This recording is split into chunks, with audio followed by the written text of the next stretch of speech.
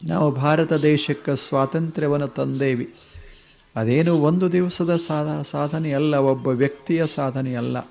ಸಾವಿರ ಸಾವಿರ ಜನ, ಲಕ್ಷ ಲಕ್ಷ ಜನ, ಕೋಟಿ ಕೋಟಿ ಜನ ಪ್ರಯತ್ನ ಮಾಡಿದರು 100 ವರ್ಷಗಳ ಕಾಲ.